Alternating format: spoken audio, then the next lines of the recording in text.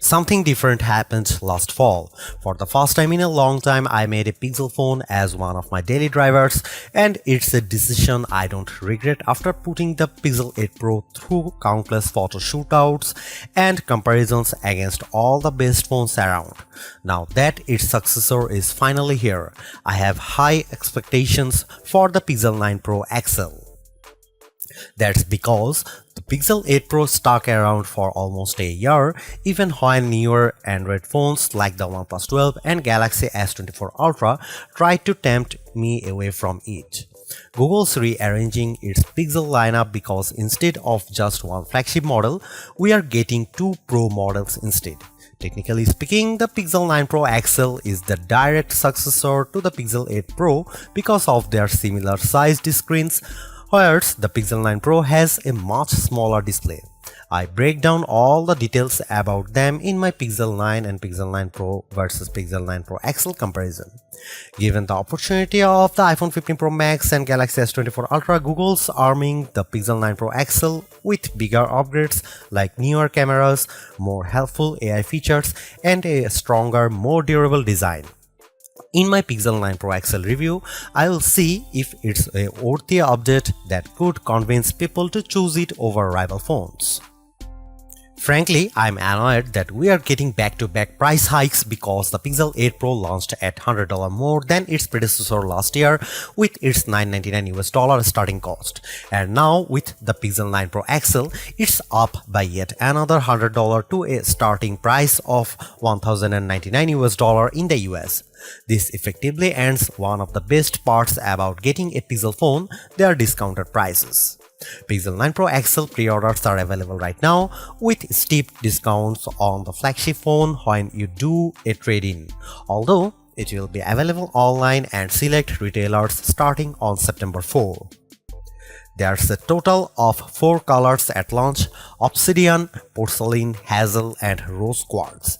I do miss the Bay option for my Pixel 8 Pro, but I do like the Rose Quartz color of my Pixel 9 Pro XL review unit because of its lighter tone. I'm really annoyed that the base starting storage is still 128GB. First and foremost, I love the redesigned camera hump on the back of the phone because it's much more pronounced than ever before. The elongated pill-shaped protrusion in a departure from the edge-to-edge camera bar in past Pixels, but it's exactly what it needs to set it apart from other phone designs. Apart from the camera arrangement, the design of the Pixel 9 Pro XL makes it look eerily similar to the iPhone 14 Pro Max due to the polished metal rims that are now flat as opposed to contoured. I know others may like this change, but it doesn't feel as comfortable to hold as the rounded edges of the Pixel 8 Pro, so it's something I'm just going to need to get used to. Despite this, at least it's still sporting the same matte gloss surfaces as before to give them that always clean, smooth look. Google claims that the design is twice as durable as the Pixel 8 Pro with its IP68 construction, especially with Corning Gorilla Glass Victus 2 protecting its screen. During its Made by Google event, the company made an outrageous claim that Pixel 9 Pro XL 6.8-inch Super Actua display reaches a peak brightness of 3000 nits. I didn't think it was ever going to get close to that in our testing, but I was mistaken. Hands down, the Pixel 9 Pro XL has the brightest screen we have ever tested, reaching a blinding peak of 2469 nits, a substantial improvement over the 1526 nits of the Pixel 8 Pro. And you know what? It shows outside when I play the same 4K HDR clip, with the Pixel 9 Pro XL being noticeably brighter than the Pixel 8 Pro. But it doesn't end there either, because this OLED panel looks marvelous with its rich color tones and wide viewing angles that barely show any distortion when I look at it from an angle.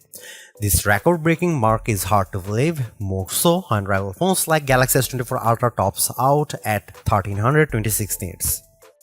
I'm starting to believe that phone makers are leaning on software more so than the hardware to propel their cameras, and the Pixel 9 Pro XL is proof of this. That's because its triple camera system consists of a 50 megapixel main camera, 48 megapixel ultra wide, and 48 megapixel telephoto with 5x optical zoom.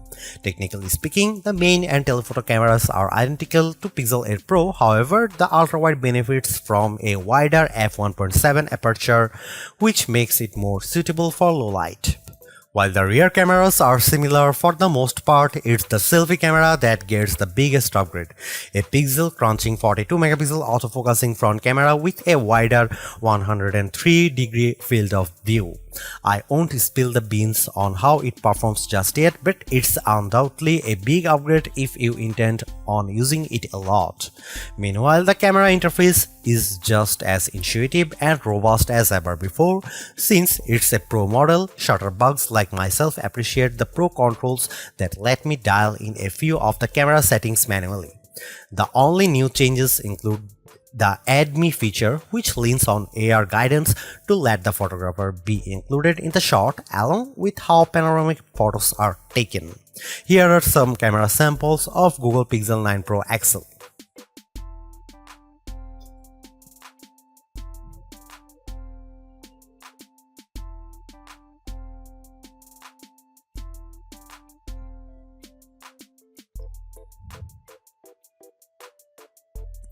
Another reason to choose the Pixel 9 Pro XL is because of its ability to shoot at up to 8K 30 FPS, whereas the previous Pixel 8 Pro caps out at 4K 60 FPS. On one hand, I like the extra utility of 8K recording because it gives me more playing zoom to edit videos by cropping them or adding digital pans or zooms in my video editing software, but you will need a high performance machine to handle them. While there are plenty of shooting modes and settings to adjust with video, like choosing between 24, 30 or 60 FPS, it still lacks full manual controls to get me the look I really want to go after. Here are some video samples of Pixel 9 Pro XL.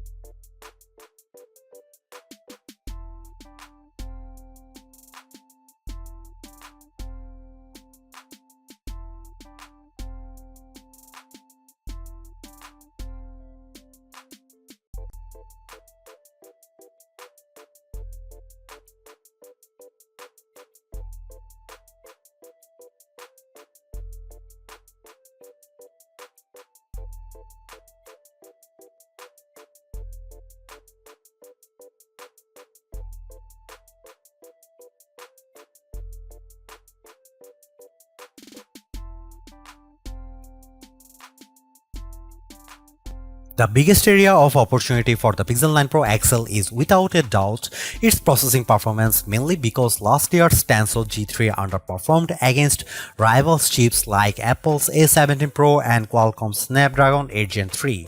With the Tensor G4 calling the shots, it's an improvement over the Pixel 8 Pro with Geekbench single and multi-core scores averaging at 100, 929 and 4747 respectively. On paper, it beats Pixel 8 Pro's scores of 1699 and 3666, but it trails the performance benchmark results of the iPhone 15 Pro Max and Galaxy S24 Ultra. Despite this, I am happy to report that its performance is buttery smooth and responsive with all the normal functions I do on my phone. I am also pleased by how it manages to keep more apps in memory with its upgraded 16 GB of RAM, which means less refreshing if I am multitasking. Over on the graphics performance side of things, it's a minimal gain running 3D benchmarks while Live Unlimited test to see how its GPU handles. Its 55.63 FPS score in well in line to what I expect out of a flagship device, but it's barely an improvement over the Pixel 8 Pro's 52 FPS score. And compared to the Galaxy S24 Ultra and iPhone 15 Pro Max, the Pixel 9 Pro XL doesn't come close to matching their insane frame rates. But don't let GPU performance tests be the single determining factor, because I loaded up Age of Origins and Modern Comfort without any hitch to either of their performances, even when there's a lot of action happening. The Tensor G4 might not be the speediest piece of silicon on the market, but it's certainly bringing along improved power efficiency. That's because of Pixel 9 Pro XL has 5060 mAh battery, which is marginally better than the Pixel 8 Pro's 5050 mAh1. Given how the Pixel 8 Pro came up short at 10 hours and 3 minutes in our battery benchmark test, I'm impressed that Pixel 9 Pro XL beats it in stunning fashion, clocking at 14 hours and 37 minutes at its longest. This is the kind of leap I want to see in any successive device, so I am delighted that we finally have a Pixel with extraordinary battery life. It has taken years to get here, but it's lasted me easily through a day with little worry. In fact, it hovers around 15% battery life each night right before bedtime. Battery life is a key area people look at when buying a phone, so it's long overdue that a Pixel can finally keep up with the competition. On the flip side, the Pixel 9 Pro XL also gets a boost with faster 37W wire charging, which is slightly off from Pixel 8 Pro's 30W charging. This results in getting 63% charged when in 30 minutes of charging, while the Pixel 8 Pro got to 59%. However, wireless charging is still capped at 15W with the use of a second-gen Pixel stand and a slightly slower 12W speed with QI wireless charging. Usually, Pixel devices launch with latest version of Android, but Google's choosing to launch the new Pixel 9 lineup with Android 14 as opposed to Android 15. I know there are people who are on the fence about this decision, but I'm not. Yes, there are certainly new features that accompany Android 15, but the new exclusive Pixel features are enough to tide me over. Of course, AI features play a huge part in Google's phones, and the Pixel 9 Pro XL is no exception. While it doesn't gain as many features as what the Pixel 8 Pro introduced, I do like how the majority of them have a practical purpose. Here's all the new AI feature.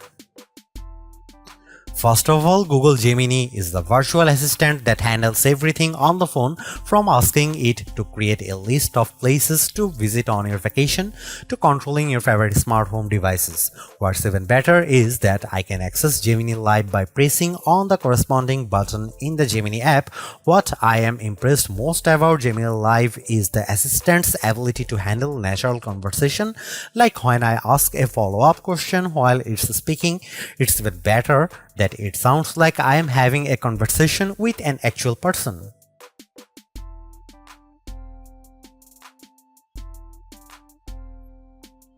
Getting assistance with augmented reality, the Pixel 9 Pro XL's new Add Me feature lets me take group photos with the photographer stitched into the photo later. Essentially, you take one photo, then the Pixel 9 Pro XL guides you to take the second one, with prompts to move closer or further so that the two shots are lined up correctly. Once the second photo is snapped, it then merges the two with help from AI to produce the final photo. I will admit that it works flawlessly in the photos above that I used to magically add me.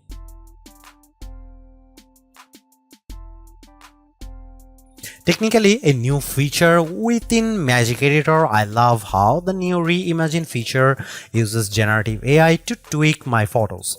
It works based on backgrounds which I used to changes up the shots with the photos above.